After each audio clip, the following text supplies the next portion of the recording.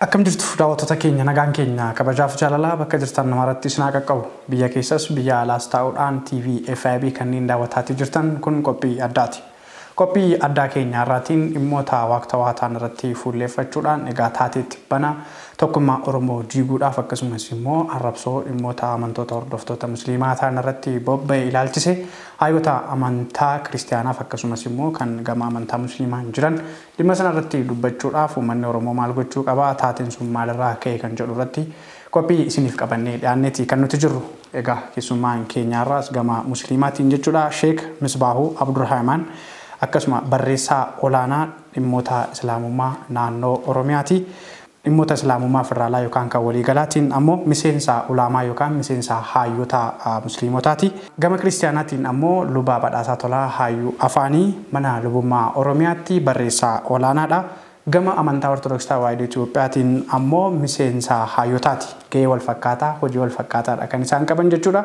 Isaan waliin haala yeroo kanarratti turtii taasisna jechuudha. Haga xumuraatti akka nu waliin taatan isin afeerra haga xumuraatti nu faana ta'uudhaan yaada ergaa waan nu biraan ga'uu feetan nu qaqqabsiisuu hin dagatinaa isiniin jenna. Turtii gaarii nu faana qabaadhaa.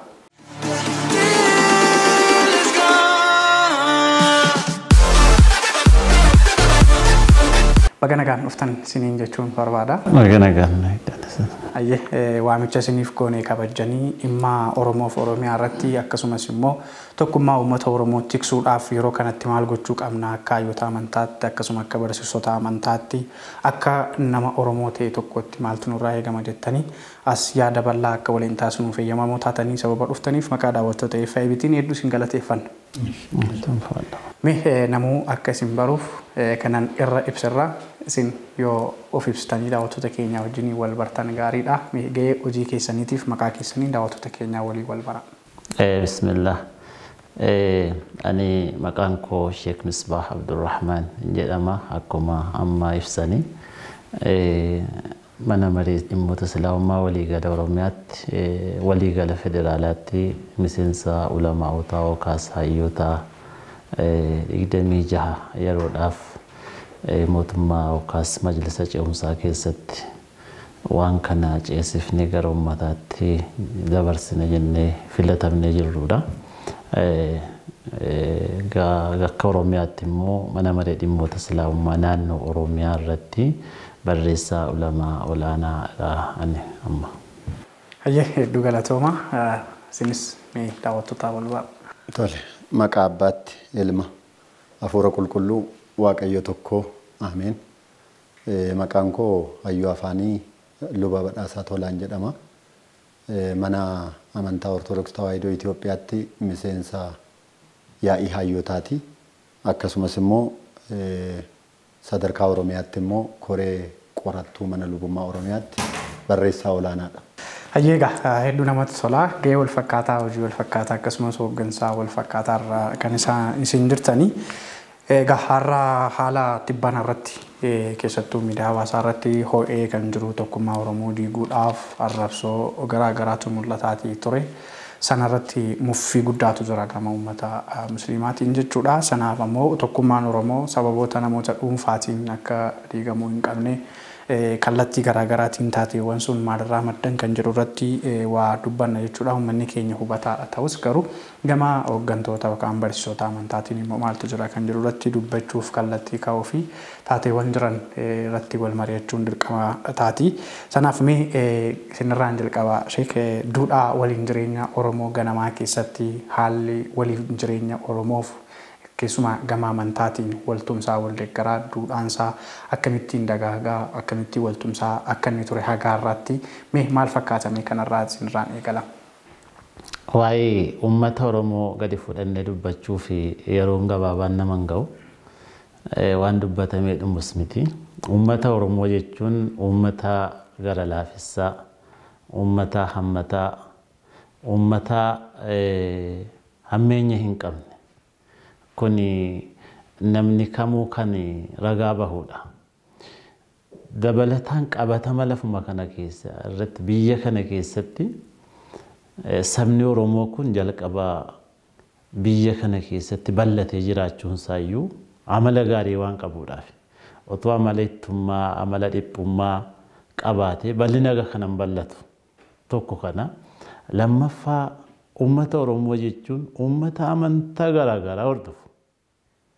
Gaarummaa isaati kun. Gaarummaa inni qabuu fi uummanni kun gara qulqulleessaa.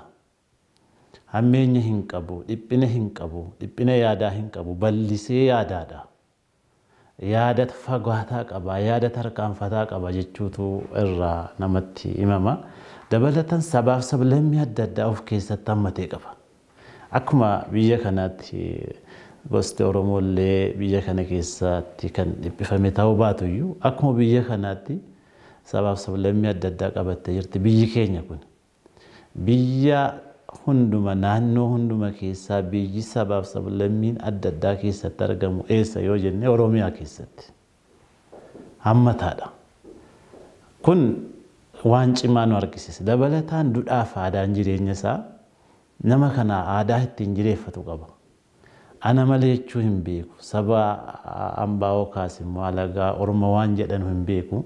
Aadaan guddaan inni qabuuf aadaan gaariin hin dhokanneef beekamu nama saba biraa ta'e illee ofitti fudhatee guddifachaa jechaa kooti jechaa kan ofii godhataa bifa kanaanii uummata jiraatudha. Uummata Oromoo jechuun. Uummanni kun egaa uummata kana fakkaatu gabaabinumaani achi deebinee hayyootiin waan baay'ee jedhaniiru, waan baay'ee barreessaniiru, waan baay'ee kaanii jiru. Suni wanti nuti duuba deebinee waan kana dubbannuuf kan kaleessaa yoo hubatan kanarraa garatti deeman namaa galaadhaa fi waan kana kaasaatee jirra. Kanaaf sabni kun saba hammataa ta'u, saba gara laafessa ta'u, saba gaarummaadhaan ibsamu ta'uu isaatii kan nuti hubannu. Egaa hedduu galatooma. Egaa gama keessanitti dhufaa mee kan isaaniin gaafadhee isin gaafachuurraa dhimmoota adda addaa irratti waliin kaasnee yeroo keenyatti fayyadamaa deemuuf jechuudha. Mee gama barsiisa amantaati mee gama amantaa kiristaanaati yookaan gama ortodoksii isaa ta'u egaa kiristaana gaafa jennu waan baay'ee of keessatti hammachuu danda'a. Damee waan baay'eetu jira.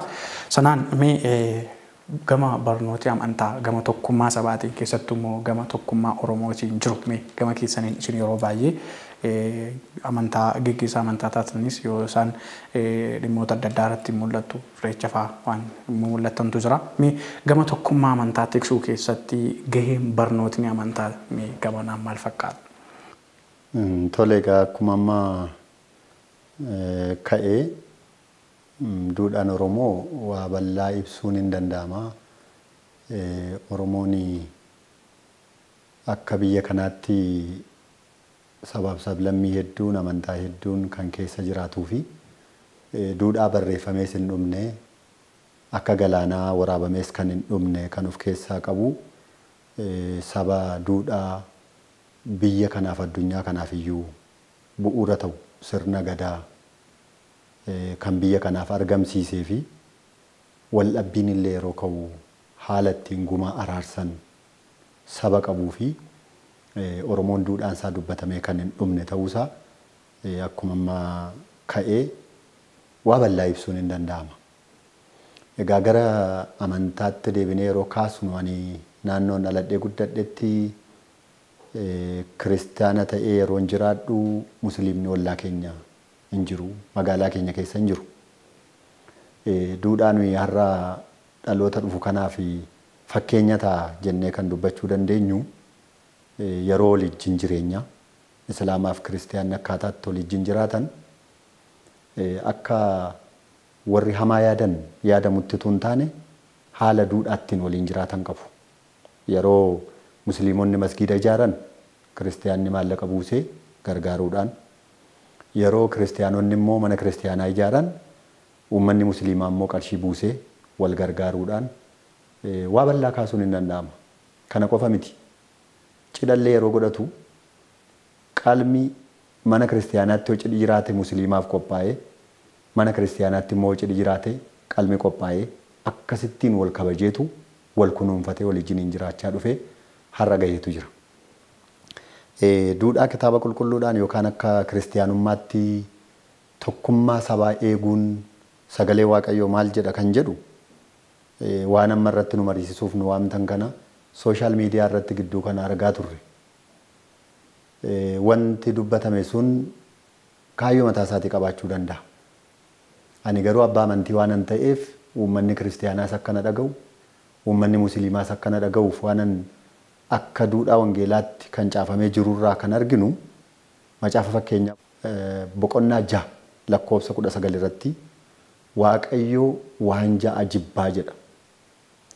Isa torbaffaa garuu lubbuun isaallee ni ciiggaati jedha.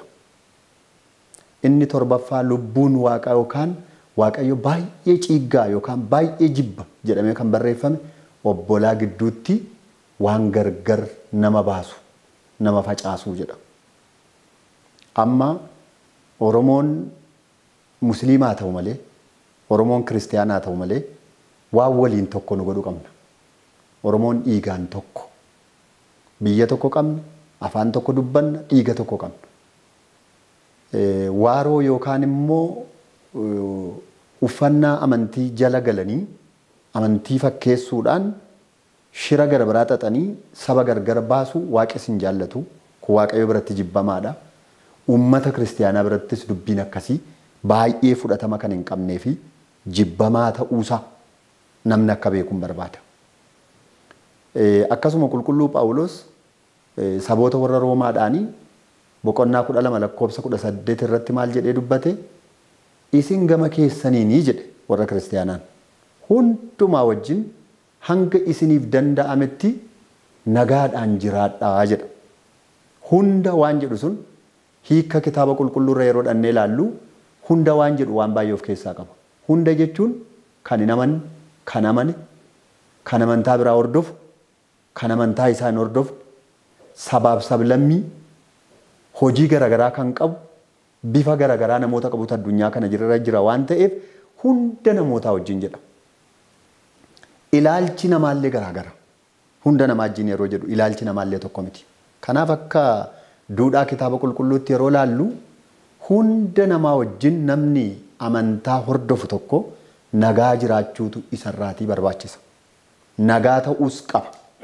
Yoo ofiisaatii nagaa ta'e ollaasaa wajjin amantaa biraa wajjin nagaa jiraachuu danda'a. Kanaaf walumatti qabaatti akka amantaa abbaa amantaa tokkotti yeroo dubbadhu haalli gidduu kana obboloota keenya amantaa musliimaa hordofan ilaalchisee jecha namni sun jedhe amantaa kiristaanaaf duudhaa kitaaba qulqulluu kan hordofu miti. Sanitti dhufna taatee jibbanaatiin akkuma gama kitaaba qulqulluu yookaan gama barumsa kiristaanaatiin waan tokkummaa sabaa irratti kaastan kana yoo jenne egaa gara keessanittan deebi'a. Egaa waan bal'aa kaasna jenneeti abdannaa uummanni taatee jibbana ta'e keessattuu haalli itti namni dhuunfaa ka'ee gama jibba amantiidhaan qabu kun mul'ise akka hoogganaa amantiitti yookaan barsiisaa amantii tokkootti dudduuba nama kanaa yookaan haala arrabsoo kanaatiin maaltu jira gama amantaa musliimaatiin ammoo jibbiinsi akkasii wayita akka qabutti barnooti amantaa musliimaa maal jedha gama keessaniin kanarratti yaada keessaniif dhukkubbii qabdan illee gama kanaatiin tasgabbii keessan jiruuti. Egaa jalqabatti deebi'uu ta'a malee miidiyaa FiB battalumatti waamicha dhimmoonni islaamummaa mana maree dhimmoota islaamummaa naannoo Oromiyaa dabarseen guyyaa kaleessaa yookaas sadaasa guyyaa 28/2014 miseensa isaa godinaalee waamuudhaan rakkoon kun maaliif kan jedhu jedhame sana otoo hin taane isa hordofee maaltu dhufa biyya kanattis saba Oromoottis maaltu dhufa jechuu irratti yaaddoo guddaatti yaadda'ee nageenyaaf tokkummaa uummataa eeguuf jecha ibsa baasee ture ibsa ejjennoo baase kanarratti ibsa ejjennoo ergaa sadii gurguddoo of keessaa qabudha. Sadiin sana keessaa amantoonni biroollee waan kana dhaabbatanii akka balaaleffatan kan jedhutu keessa jira. Kanaaf miidiyaan kun ooliyootiin buliin kun kan ta'e kaleessa arruma ariitiidhaan amantaa ortodoksii gama muslimaatiin walitti nu fiduun kana qofa miti kaanilleen ariitumaan taanaan protestaantiinis akka hafan dhageenya. Dabalata miidiyaan kun uummata keenya kanaaf baay'ee dhibamee dhukkubsate amantichaaf dhukkubsachuu otoo hin taane uummata kanaaf uummanni kun maal ta'a kanarraa ka'e maaltu ta'a jedhee itti yaadee ilaalcha taate yaadee saatii kana akkasitti walitti nu qabee nu dubbisuuf maqaa keenyaaf maqaa hordoftoota amantaa muslimaatiin isin galatoomfachuu barbaanna. Miidiyaan jechuun akkasi dhugaadhaaf dhaabbachuun, biyyaaf dhaabbachuun, sabaaf dhaabbachuun akka kana. Eeganama kana jedhee akkuma beekamu wanti kun waan ulfaataadha. Diinni yeroo waan tokko cabsuu barbaadu alagaa alaa fidee miti kan isa cabsu. Saba isa cabsu, biyya isa cabsu, suma keessaa ijaareeti kan inni cabsu. Kun adeemsa diinaati. Yeroo si cabsu immoo bakka honnee kan kee tokkicha rukunnaan honneen kan kee wixxifatu. Bakka sammuu nama dhiigsu baay'ee namatti dhagaamu ilaaleet pooyintii maaliiti qabxii kamiiti tuqaa isii kam jedheeti keessaa filateeti isa sanaan nama dhiiga. Haala kanaan akka walii garaatti waan kana eenna jennu waa'ee tahee amma miidiyaa sooshaal miidiyaa yookaas miidiyaa hawaasummaa irratti deddeemee baay'ee miira namaa tuqee ummata muslimaa Oromoos hin taanes kan Oromoo ta'es baay'ee tuqee baay'ee nama jeeqaa jiru kana yeroo laallu jalqaba waa'ee nama kana waan dubbannu hin qabnu jecha inni dubbate laallu nama dhuunfaadha. Even nama dhuunfaa miti dhaabnillee kamillee waan fedhe yoo jedhe namni dhugaa barbaaduuf dhugaa ilaalu maal dhugaa maal akka ta'e hin beeka. Inni jedheefis wanti jedhame suni appilaa yookaas dalagaatti hin jijjiiramu. Wanti jedhames wanta namarraan fiduun qabu. Garuu maal inni hamlee namaa xiinsammuu namaa rukutuudhaani nama wajjiniin akkuma dubbataa turre walirraa dhaalee waliin jiraatee amantaanuma ta'uu qabaata amantaa lama qabaata mana keessatti waliin jiraatu duudhaa kaleessa jiru sana wal dandahuu wal jaallachuu wal hubachuu wal baadhachuu kaleessa ture sana wanta kana yeroo gadhiisu namni hundi ilaalcha wal qixa hin qabu wanti ta'e ta'uu danda'a. Saatii kam saatiin sunu saatii biyyattii yeroo ammaa kana waan isin keessa jirtu keessa jirtu. Saatii hawaasni Oromoo waa inni keessa jiru. Waa inni keessa jiru beekna. Waggaa 70 meeqa irratti hojjetamee xinnoo si dandamate obbeekee ani eenyu yeroo nuuf hin jedhaa jiru keessatti akka biqiltuu reef mataa ol qabataa jiru keessatti wanta marzii akkasii kana wanta summaa akkasii kana gadhiisuun namaaf gala maaliif akka ta'e. Uummanni reef mataa ol qabataa biqilaa jiru kun mataan isaa haa doomu haa citu haa diigamu. Sanuyyuu poointii hamtuu lubbuu namaa keessa jirtu xaqqi godhee gadhiisuun kun. Saatii kana keessa kana gochuun maaliifi nama jechisiisa. Waa'ee Muhammad dubbachuu taanaan, waa'ee Islaamummaa dubbachuu taanaan otuu muslima ta'uu baadheeti waan dubbise dubbadhe narraa bareeda ture. Ta'us immoo dhugaadhuma. Qorattoonni addunyaa namni muslima hin taane kan akka Mahatamaa Gaandii kan akka eenyu waan hedduu haasaaniiti jiran waa'ee Muhammad yoo ta'e. Dhuguma nama dhiphina akka namni kun ibsetti qabumoo eenyunni what is say about Muhammad anan muslima about Muhammad jedheetuma innumti mataasaa googuluma keessa seene yoo laale waan baay'ee arga. Kunis wanti ta'eef zim jedheeti miti quraana keenya keessatti rabbiin maal jedha wama arsalnaaka illaa rahmatan lil aalamiin. Nuti Muhammad wanti nuti gara lafaa kanatti ergineef aalama kana hundaaf akka tola ooltuuf malee akkamiituufi miti jedha. Aalama jechuun lubbu qabeeyyii lubbu maleeyyii dabalata namarrayyuu darbee jechuudha. Kana ergaan islaamummaan qabu waan biraa dhiisi horii tokkollee yeroo gorraatu akka isinitti ciiftee bakkatti lubbuun si boqatu dafii akka inni boqatu wanta hamma kana dirasii deemudha.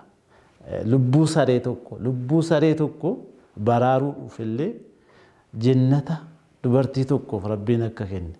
Wantoonni kana fakkaatan bal'aan jiru. Hayyoonni addunyaa irratti qorannoo gaggeessan kun nutu kadhatee jennaan yookaan nama waa jedhee jennaan kana dubbatu otoo hin taane wantoota kana fakkaatu arganiiti.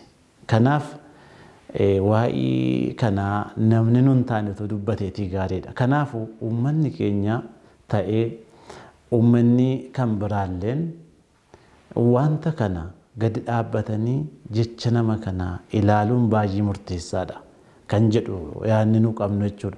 Akka amantaa Islaamummaatti ergaan kaleessaa dabarsine waa sadii yeroo jennu tokko namni dhuunfaadhaan yeroo akkasii kana keessatti uummata Oromoo amantaadhaan ilaalchaan diigee duubatti deebisuuf jedhe kun iddoo jirutti seeratti dhiyaachuu qaba kan jedhu. Seerri iddoo hundumayyuu jira. Kana haasa'uudhaaf yakka ulfaataadha. Miira nama addunyaati. Oromoo qofa irratti hojjedha jedhee uummata hedduu addunyaarra jiranu akka tuqe beekamaadha. Tokko kana kalammataan amantoonni biraa waliin dhaabbannuudha. Ka sadaffaan uummanni keenya atas gabboofnu waan jedhe kanarratti koreen itti dhaabbatee qulqulleessuu fi yaada jedhu dabarsineeti turre jechuudha. Kanaafuu akka amantaa Islaamummaatti yookaas akka bakka bu'ee Islaamummaa dhaaba Islaamummaa tokkootti ergaa kana ammallee qabannee ammallee waamicha miidiyaalee kaaniif illee dabarsaa akkuma FiB kanatti fakkeenya godhatanii nageenya hojjechuu irratti baay'ee dirqama qabna jechuudhaaf ergaa kana ka dabarsina. Egaa muraasa isaatti dhufna kaafetti gama keessanitti hin deebi'a. Egaa gama keessanitti namni tokko kiristaana keessaati yoo akkuma amma mul'ate jibbiinsa amantaaf qabu yookaan ergama biraa kan of dudduubaa qabu waan amantaa irratti fuulleeffate waan kun afaan Oromoo haasa'a akkasumas immoo duudhaa Oromoo nan qaba jedha akkasuma waan qabsoollee himata. Haa ta'u garuu kallattii isaa ogama Oromootti naanneffate Oromoon yeroo inni itti dhiigaa jiru itti bultii masaallee Karrayyuu keessatti rakkoo hamaan dhalatee ture sana ittiin doomsu ajandaan gama tokkummaa Oromoo diiguun akka dhufuttidha kan dhalate. Namni amantii musliimaan taane wayita amantii musliimaa arrabsu yookaan dhukkubsu akkasuma nama amantii musliimaa ta'e immoo kiristaanatti arrabsu uummanni keenya akkamitti nama kana guutuu godhee hubachuu akkamittiin akka hin qabneetii fi miirri namootaa miirri amantootaa akka Oromootti immoo akka abbaa amantaa tokkootti maal ta'uu qaba jettu ajandaa yeroo tokko jaamsuuf ajandaa biraa qabatee dhufu kana haalli walii jireenya uummata keenyaatiif dhukkubbiin haala kana maal fakkaata jettanii gama keessaniitiin kanarratti. Tole egaa akkuma ammaa dubbatamaa ture namni kuni waan dubbateef shira mataa isaatii dugda isaa duubaa qabaachuu danda'a. Maaliif seenaa nama kanaadhaa piroofaayilii isaa seenanii arguun hin danda'ama jedhee yaadaan. Sababi isaa namni afuuraa jedha kitaabni qulqulluun namni afuuraa waan hundumaa ni xiinxalaa jedha. Kanaaf uummanni kiristaanaa hundi dubbiin kun maal dugda isaa duubaa qaba kan jedhu sagalee waaqayyoodhaan afuuraan barnoota mana kiristaanaa barataniin xiinxaluun gaariidha. Sababan kana dubbadhuuf maaliif jecha namni dubbatuu sheer namaa gochuu namaa qooduu fuuldura kooment yookaan immoo qeeqa wayii laachuu fuuldura maali wanti kun qeeqa yoon kenne duddi isaa duubi maal fidaa yoon namaaf qoodes jibban babal'isa moo gaarummaan babal'isa kan jedhu namni miidiyaatti fayyadamuu fi namoonni dubbii kana hordofan hundi beekuu qabu kan jedhu yaadaan maaliif waan hin argeerraa dubbachuu hin barbaada. Namoonni tokko tokko yaada kana yeroo argan gaarii kan hojjetetti fakkaachuu danda'u. Uummanni musliimaa immoo waan hamaa cimaan waan isaan irratti dalagame yookaan immoo dhaabbati amantaa kiristaanaadha akka waan inni dabarsee tokkotti fudhatanii ijoolleen miira keessa galuu danda'u. Kana kan barbaadamus amma maa'inni biyya kana irratti wanti nuyi arginu akkuma amma ka'ee jiru iddoo madaa keenyaa ilaalee namni nu tuqe ajandaa nu uuma. Ajandaa sana qabanneetu duukaa fiignaa Oromoon kanaan yeroo baay'ee kan inni cabe. Amma kana gochuun irra hin jiru kan jedhuun yaada qabaan. Yeroon keessa jiru akkuma amma dubbatame haala biyya keenyaa hunda keenya beeka. Haalli biyyi keessa jirtu. Haala namni keenya keessa jiru. Yeroo kanatti dinagdeedhaan, yeroo kanatti nageenya dhabuudhaan uummanni keenya rakkina argee hin beekne keessa kan inni galee jiru. Yeroo rakkina argee hin beekne kana keessa seenee jirrutti wal gargaaruuf wal bira dhaabachuun kan isarra ture akka Oromoon waliin gargaarre waliin biran dhaaban yaadaan akka tokkummaan isaa cabu karaa amantaadhaa waaroo amantii uffatanii dhufuun baay'ee waan nama gaddisiisudha. Kanaaf akka abbaa amantii tokkotti haala akkasii yeroo ka'u maal gochuu qaba Oromoon kan jedhuun dubbachuu barbaade. Oromoon duris duudhaa gaarii qabaa jennee sila kaasneerra. Duudhaa gumaa araarsuyyuu ni qaba. Oromoon musliima ta'es, Oromoon kiristaana ta'es, Oromoon waaqeffataa ta'es akkaataa itti wal danda'ee kanaan dura dandamatee as ga'ee qaba. Muuxannoo sana waan qabuufi yeroo shirra akkasii dhufu maaliif dhufe kan jedhu akeekkatee xiinxalee ilaalee ummanni musliimaa Oromoo ta'an hundis tasgabbaa'uu qabu. Ummanni kiristaanaa dargaggeessi kiristaana ta'ee jirus waan kana irratti maa inni wanti kun dubbii yeroo dubbatamu akka itti dubbatamuu qaba, iddoo itti dubbatamuu qaba, haala keessatti dubbatamuu qaba. Amma kun barsiisaa kiristaanummaa takka hin jenne iddoon itti dubbatameef haalli itti dubbatame baay'ee rakkisaadha. Ilaalcha siyaasaa gaarii Oromoo tarkaanfachiisuudha akka hin jennes baay'ee shira garaagaraa kan of keessaa qabu Oromoo kan gargar cabsuudha. Kanaadhaaf duudhaa Oromoos waan hin taaneef namni hunduu kanarratti beekee yeroo kana shirri kun maaliif akka asirratti xaxamaa jiru hubatee tokkummaa isaa jabeessee eeggachuu qaba. Waan jedhuun dubbachuu barbaadan. Maal jedhu mammaasaan abbootiin keenya yeroo dubbatanii duudhaa uummata keenyaa keessaa waan arginu nama tokkotu lakkuu dhalate jedhan. Mudhii isaa ol lakkuu dhalate. Nama lakkuu dhalate kana seexanni yookaan diinni gargar baasuu barbaaddeetu karaa bitaa dhalattee isa tokkotti waa hasaaste. Waa sitti hin dubbanne hasaastee deebite. Inni gara mirgaarraa lakkuun jiru sun maal sitti hasaaste ammaa hidhee gaafatedha. Hin dhageenye waan ta'eef dhugaama isaanii maal jedhaa? Natti hasaasuusaa malee waan natti dubbachuu hin dhageenyedha. Na dhoksitee dheetu obboleessa isaa shakke. Haala kanaan maaltu ta'e wal dhaban. Hundee tokkorra ta'aniitu walii isaanii wal lolan. Hundeen isaanii tokko inni tokko keessaa du'e. Yeroo du'u gaamma raacitee awwaalamuun dirqama. Beekaa bira dhaqaniitu narratti du'ee jira waan ta'eef narraa muraatii awwaalaa qooda najaa baadhee deemuu jedhe. Gaafa yaalaan ilaalamu yoo irraa cite immoo namichumti inni fayyaan hundu'a. Gaafa sana maal jedhan yoo kun inni du'aan kun sirraa cite ati inni jiraataan isin duuta waan ta'eef rakkoodha jedhan. Namichi haala kanaan hamma gaafa du'utti ajaa baatee deemeetu obboleessa isaa ofirratti ajjeeseetu rakkina guddaa argee jedhu Oromoo yeroo mammaaku. Amma yeroon taa'ee yaadu'anii Oromoo Oromoo irratti ajjeesuu kan barbaadan, Oromoo Oromoodhaan cabsuu kan barbaadan, Oromoo gidduutti shira garaagaraa fidanii akka Oromoon olii isaa ol shakku, akka tokkummaan isaa hin jabaan biyya kana keessatti akka hin dandamanne gochuudhaaf shira xaxamu malee ani lallaba amantiis natti hin fakkaatu. Amantaa kiristaanaas waan bakka bu'u natti hin fakkaatu. Duudhaa wangeelarraa barannes miti. Kana kiristaanota kan ta'an hundumtuu dhaabbata amantii kan qaban doktiriinii mataa isaanii kan ittiin bulan qabu. Haamilee nama dhuunfaa sagalee waaqayyoo yeroo barsiistullee barsiiftee nama sana deebisuuf akkaataa itti barsiistu qabda. Kanaaf wanti kun an akka nu badhetti siyaasas waan bakka bu'u natti hin fakkaatu siyaasa Oromoo. Barumsa dhaabbata amantaas kan bakka bu'u miti. Namni kun waan yaade taargeet godhate waan yeroo kanatti waan kana dubbateef waan qabuuf Oromoon hundi dammaqee kanarraa of eeguu qaba.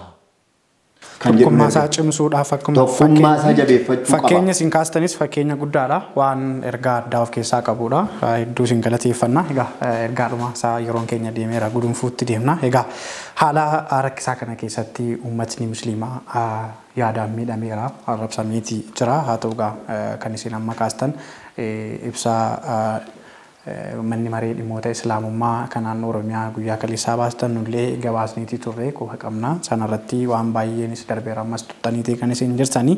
Egaa gama amantii musliimaa yookaan hordoftoota amantii musliimaatiin ibsa sana keessatti koreen kaawwamee kallattiidhaan namni kun seeratti dhiyaachuu akka qabu uummanni immoo tasgabboo akka qabu hordoftoonni amantiilee garaagaraallee dhimma kana irra deebi'anii balaaleffachuu akka qaban kun asii abbaan keenyas dhimma kana balaaleffatanii uummanni illee gama saanaan balaaleffachuu akka qabu dhaamaatii kan isaan jiran dhumarratti garuu dhaamsa waliigalaatiin shirri akkasii namni dhuunfaa tokko lafumaa kee wayitaa dhaabbata guddaa akka addunyaatti kabaja qabu amantaa guddaa arrabsu keessumaa seerri ittiin bulmaata amantii musliimaaf kiristiyaanaa garaagariidha ittiin bulmaanni isaa garuu sirni oromummaa ittiin wal jala hiriirummoo adda addummaa hin qabnu kanaaf amantaan keenya maal ajajaa waliin bulmaatni sirna keenya immoo maal ajajaa kan jedhu kanarratti haalli bilchina qabaatee akka deemuu danda'utti gara fuulduraatti torban kana booda yookaan haala itti adeemaatii jiru keessatti waan godhamuu qabu gama kanaan kallattii nuu keessu jechuudha. Isinis gama keessaniin kallattii nuu keessu kanarratti yeroo keenyatti fayyadamaa deemna. Kallattii jiruu fi uummanni keenya immoo tasgabbaa'ee tokkummaa isaa eeggachuu akka qabu mee kanarratti. Tole egaa kallattii fuula duraa kaa'uudhaa fi kan kaleessa irra darbine sana beekuun gaariidha. Yookiis waan arrabsoo kanaaf sababa nama ta'e kana ilaaluun gaariidha. Nama kana yeroo ilaalamu qabsaa Oromoo fakkaateeti wanti inni haasa'u. Arrabsoo amantaa Islaamaa tuqu yeroo arrabsoo qabsaa Oromoo fakkaateeti. Mee hordoftoonni amantaa Musliimaa Oromoonis Kiristaanis waaqeffataanis nuyi tokko dhiiga tokko ilmaan abbaa tokkooti. Ilmaan akkuma dubbataa turre gara bal'inaan gaarummaadhaan bareedumaan beekamnuudha.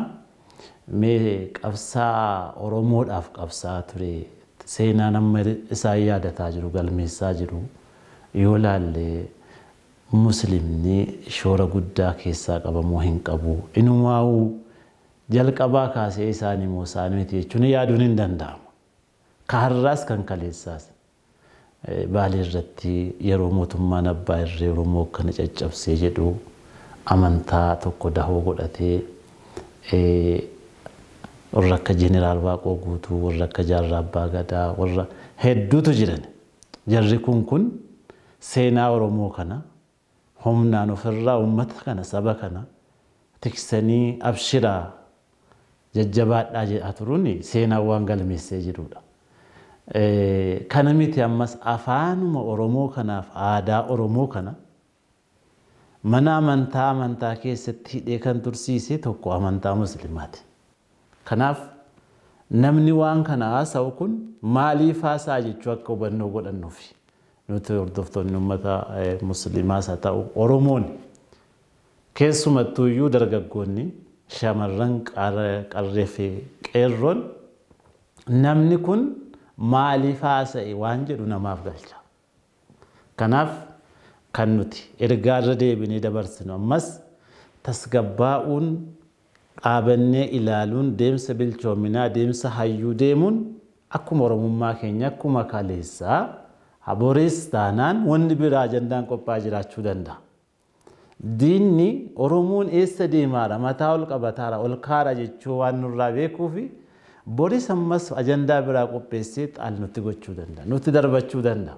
Kan kana caalu waan biraas kaleessa nuti qawwee guddaa qabannee miti waraana meeqa qabanneeti miti tokkummaan keenya baahaflixaa walitti ijaaramuudhaan hanga kana mataa ol qabataa deemaati jira. Moor kana caalaa ammas yoo tokkummaa keenya qabannee tuttuqaa garaagaraa dhaggeeffachuu dhiisnee isa tuffannee bira dabarre kana caalaa deemna waan hin arganne argachuuf deemna yaada jedhu uummata Oromoo hundaaf dhaamuuf fedha. Karaa biraatiin nam kana biyya keenya keessa taanaan hawaasa irratti dhiyeessuuf maal jechuuf manni maree dhimmoota Islaamummaa naannoo Oromiyaa kanaaf qophii guutii qaba ture. Haa ta'uuti seerreessattuu iyyuu hin hanqatu waan ta'eef kanaaf fuulduratti kan nuti itti deemaa jirru koreen ijaaramee haalli itti wanti kun qulqulleeffamee seeraan tasgabbiidhaan qulqulleeffamuu qabu waan itti deemaa jirrudha waan ta'eef kanaaf akka waliigalaatti amantaanis ta'e qomoonis ta'e naannoonis ta'e nuti Oromoon harka keenya wal qabannee keessattuu yeroo ammaa kana keessatti tarkaanfannee Itoophiyaa irratti dabarreellee Afrikaa gaanfa Afrikaa keessatti akkamitti duudhaa keenya qabatamaa UNICEF irratti galmaa'ee jiru kana addunyaan yeroo siin dukkana keessa jirtu Oromoon seera ittiin bulmaata mataa isaa qaba. Waliin jireenya namaa walii wajjinii qaba. Yeroo addunyaan dukkana keessa jirtu isaa dhaamiti. Sirna gadaa jechuudha. Isa yeroo sanaallee sabni akkasii kun akka gadi dhiibamuuf hundumtuu irratti hojjeta.